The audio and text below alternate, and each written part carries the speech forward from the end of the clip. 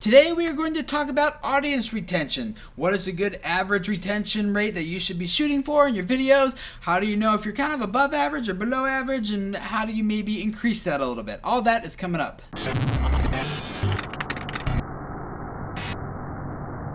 Hey guys, my name is Tim Schmoyer and it's Thursday. As we do every week, it's time to answer one of your YouTube questions. If you have a question that I can help you out with in an upcoming video sometime, leave it as a comment below or post it on our Facebook page, or even send me a video of yourself asking the question. There's a link in the description text below in this video here on YouTube where you can submit your video to me. I'd love to feature you right here. Today we are going to answer a question that Adam Van Wildest posted on the Video Creators Facebook page, and he asked this. Hey Tim, what is a good average view duration percentage someone should aim for on their videos? There's a couple different metrics we can talk about here, such as your video abandonment rate and things like that, but perhaps the one that I think is most helpful is your audience retention scores. You can find that in your YouTube analytics by just looking on the left hand side there and clicking on audience retention. Go up to the top and select one of your videos and it will show you exactly how that video performed in retaining your audience's attention. As that line declines, that means more and more people are leaving your video, or if you see it kind of go up again, that means people are skipping ahead forward in your video to watch that part of the video. Or if you see these little bumps where it kind of like goes flat and then up, and then that means people are rewinding and watching that part of your video again. So what's a good audience retention score to shoot for? How do you know if you're performing well or not? Well, if you click on the relative audience retention score tab right there in your analytics,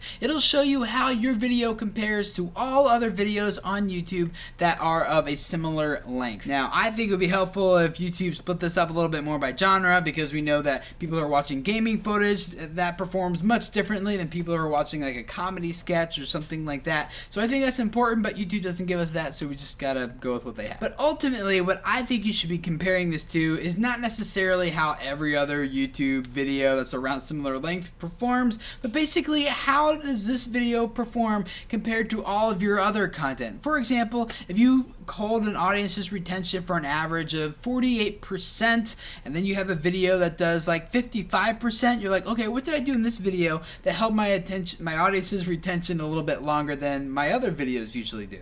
And then you get to the next video, you're like, oh, 58%. You're like, okay, you want to be slowly heading the right direction, right? And always learning from those videos that perform poorly, and also learning from those videos that are performing great. I just want to compare myself with myself, and how am I improving based on where I was this time last year, 6 months ago? Am I heading the right direction overall? A couple things that I found that really help in increasing your audience retention scores is, one, is your content interesting? Is it valuable? Is it something that your audience really deeply cares about? I think a lot of times we sit down and we talk about things that are important to us, but that doesn't necessarily mean that's important to our audience. So you really have to know who your target audience is and ask the question, is this valuable and important for them? And then number two, don't talk about it any longer than you need to. In fact, it's way better to talk about it maybe a little more succinctly and shortly and leave them wanting more than it is to give them all the details, all the facts, all the data that you could possibly give them about whatever it is you're talking about. Number three, I found that really simple things, such as just smiling a lot in your videos, goes a really long way